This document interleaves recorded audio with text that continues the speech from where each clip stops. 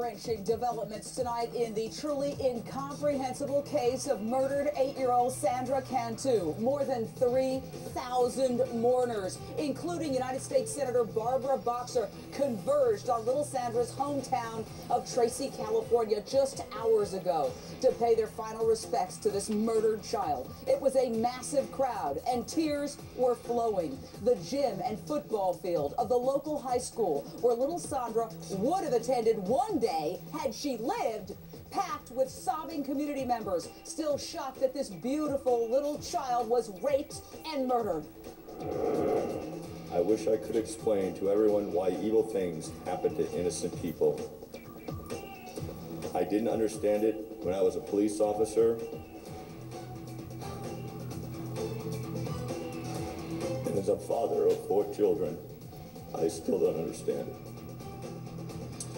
I would ask you to no longer focus on the why, but on the question how. How do we want to remember Sandra? How do we begin to heal as a community from this tragic event?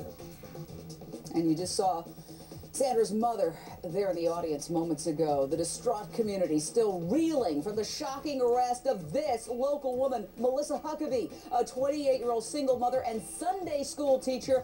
Huckabee accused of rape, kidnapping, murder. She could face the death penalty if convicted tonight. Huckabee remains on suicide watch after reportedly trying to kill herself just days ago by eating razor blades. She has been on probation for petty theft for over a year now, and tonight we learned that her probation required her to be in a court-ordered mental health program.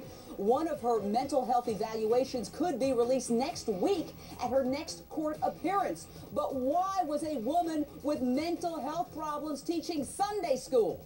Meanwhile, cops continue to track down leads about other possible abuse victims. Was Sandra the only one? On the other hand, could the public hysteria sparked by the ghoulish charges against this woman lead to false claims by impressionable children? So many issues. We're taking your calls. 1-877-JDM says, 1-877-586-7297. But first, my expert panel, Curtis Sliwa, founder of the Guardian Angels. Thanks for joining us tonight, Curtis. My pleasure. Dr. Dale Archer, clinical psychiatrist, Stacey Honowitz, Florida prosecutor, Joanna Greenwald, criminal defense attorney, and Bob Moffett, reporter with KFBK News Talk 1530. Bob, what is the very latest?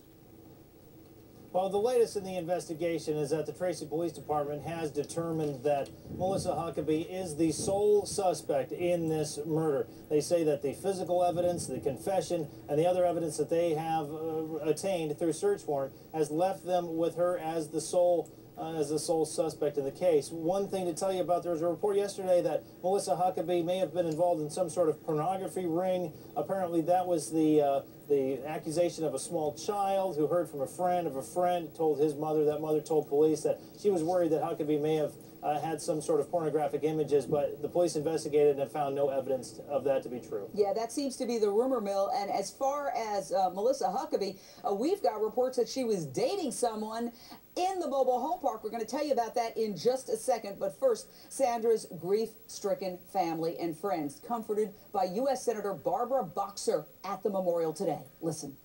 I believe that a violent crime against a child is a crime against our own humanity. There can be no explanation, there can be no rationalization, and we need to have an ethic in this country that we will have zero tolerance for crimes against an innocent child. Absolutely. Definitely applaud those powerful words. Stacey Honowitz, as a Florida prosecutor, do you think Sandra's law could come out of this case in California, and what should that law do? Well, Jane, I specialize in sex crimes and child abuse, and any time a case like this comes into the public eye, everybody wants to know, why weren't the neighbors notified that she had a mental health issue? Why wasn't the Sunday school aware of the fact that she had some issues and she was on probation? And what could be done to prevent it? And certainly the legislature is going to have to figure out a way to figure out if the public should be notified anytime someone is working with a child, anytime someone has any contact with the criminal justice system, because that's the only way that people are are going to know who their next door neighbors are. We've tried. I don't agree with that at all. Well, we've tried with the sex. Wait a second. Overreaching. It's not overreaching. I'll tell you why. I prosecute these cases. I did too. You're not the only one. All right, Joanna Greenwald, you're a defense attorney. Why do you object to what Stacey Honowitz said? Because, one, that's an invasion of privacy. Someone, when you get mental health issues, if you put a bunch of people in a room, I guarantee you that the majority of people in a room have some form of a mental health issue. And we don't know at this time as far as what her obligation for her probation of mental health investigation that they had going on for her that she had to comply with had anything to do with being around children, being around alcohol, being around drugs, because it was a petty theft.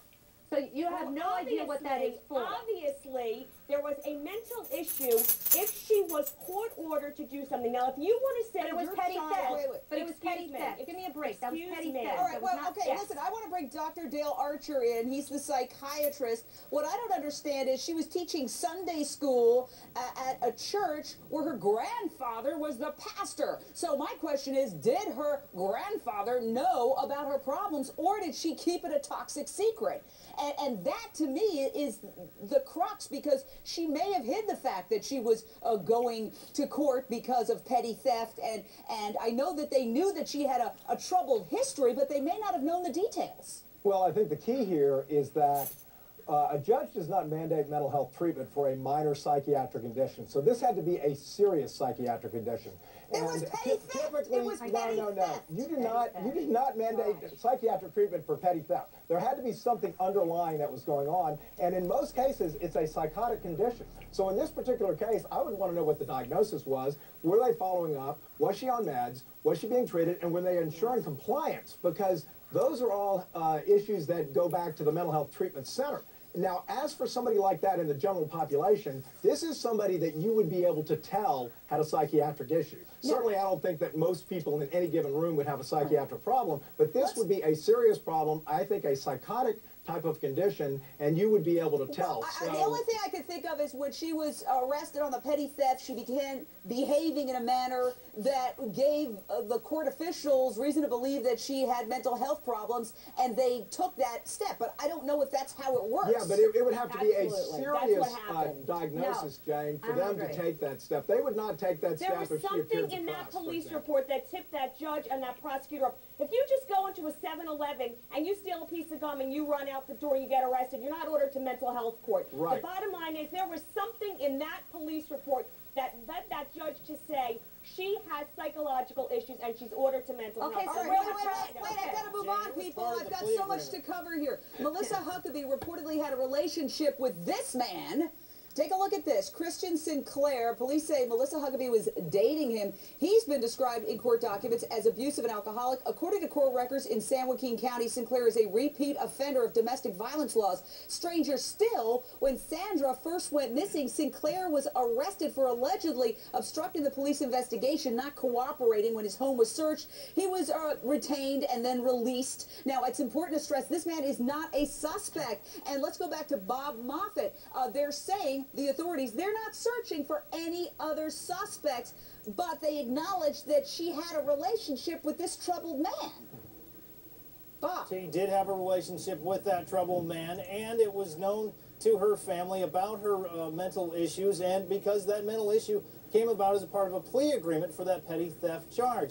In exchange for her getting into that mental program, when she completed it, her record would be expunged. That petty theft charge would disappear from her record. That's why she was in that program. I'll tell you something else.